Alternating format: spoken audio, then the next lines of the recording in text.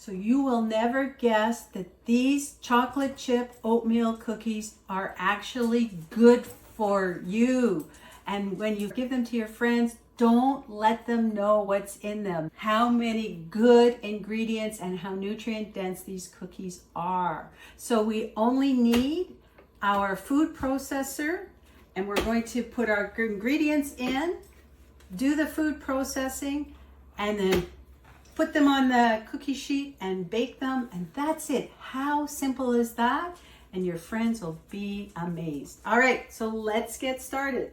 Our first ingredient is chickpeas. So this is a can of organic, non-salted, so no salt in these peas. I've just rinsed them off. You can make your own if you want, but this is like 1 can.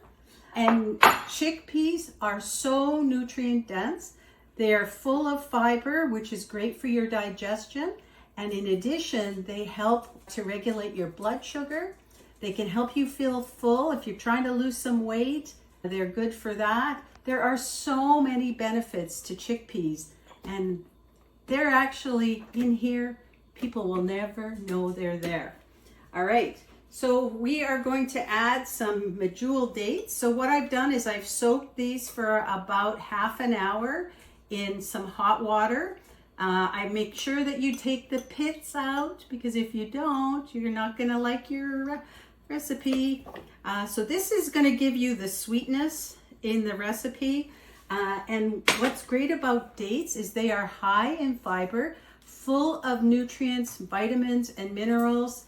They actually are low on the glycemic index. So unlike sugar that will spike your blood sugar, this will help regulate your blood sugar. So it provides the sweetness without the downfall of processed sugar, and really good for you as well. Helps promote brain health, and also it's an antioxidant. So we'll put that in there.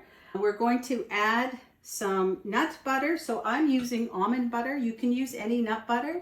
And if you have an allergy to nut butters or tree nuts, then you can use sunflower seed butter or something like that is good. Now I do not use peanut butter, because peanut butter tends to have a mold toxin in it.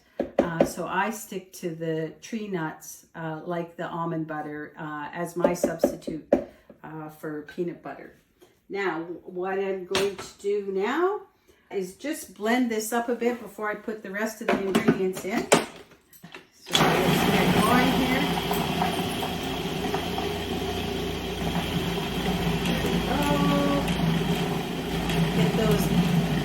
Get those dates all in. Now I do this first before I put in a little bit of water. Now, so this water, you can see it's a bit on the brown side because I'm using the soaking water. So I've got the soaking water that I used for the dates. And I'm going to add this slowly, because if you add it all at once, you might get a big splish splash, and that's not very fun when you're doing your food processor. Now I'm going to add in some vanilla as well. And I've got a little bit of salt, baking soda, and baking powder. And I'm going to get this all. I'm going to add a little bit more of my water, a little bit at a time here.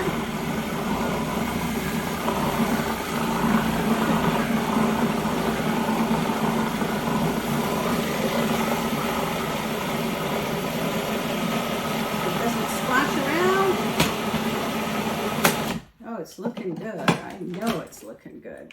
So now, for the most part, it's a pretty fine, smooth paste. If you can see here, there's a fine paste here with the ingredients. So what I'm going to do next is I'm going to add in the oats. And I want to just pulse this, because I don't want the oats to be totally crunched up. I just want to blend them in.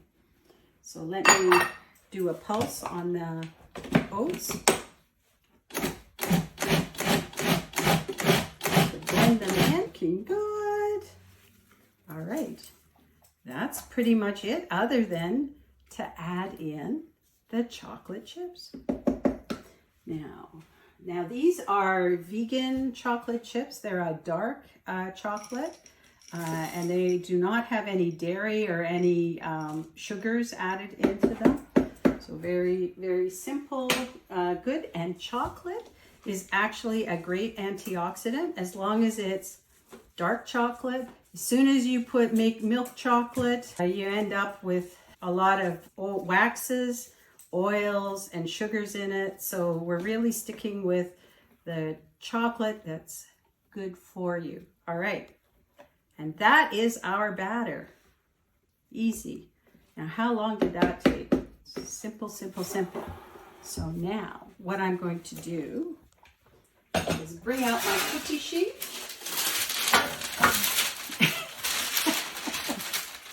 And Finley wants to have some too. Finley, not for you.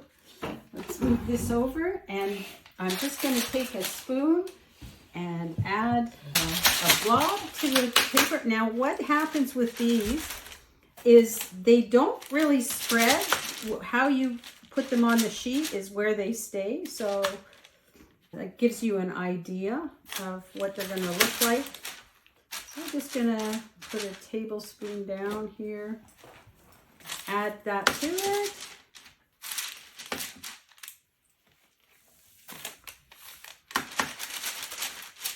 Ready for my tea and cookies later on tonight. Yes. All right. And I've got a parchment paper here. So easy for cleanup. You can use like a silicone sheet as well. But I find this works well. When you're looking for your parchment paper, make sure that you look at how they're made, because some parchment paper actually has plastics in it. So just be careful what you're buying when you're doing your parchment paper. I'll just get a couple more in here.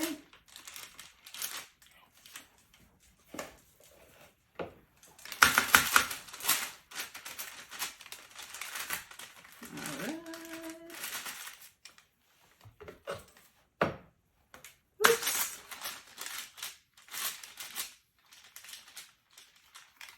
And one more. So I've preheated my oven to 350, and we're going to put this baking sheet into the oven. And in about 15 minutes, we should have some delicious cookies. So let's get them into the oven. All right. And now we just wait. Time to take the cookies out of the oven. Yes. Ooh, they look so good. Check it out. So a little bit brown, you can see on them, and they didn't move at all. I'm going to put them here.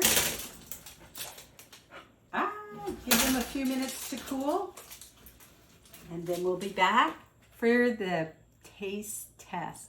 I can hardly wait. Let me go boil my tea.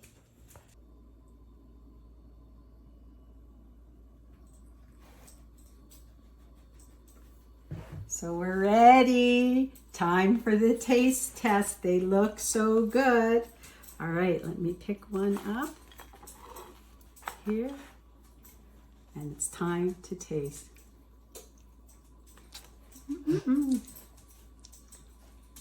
Perfect. So good. Not too sweet, but they will satisfy you, and nobody needs to know what's in them and that they're good for you.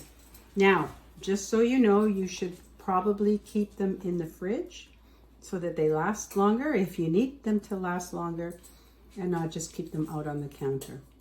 All right, so cheers. I'm gonna have my tea and my cookie, and we'll see you next time.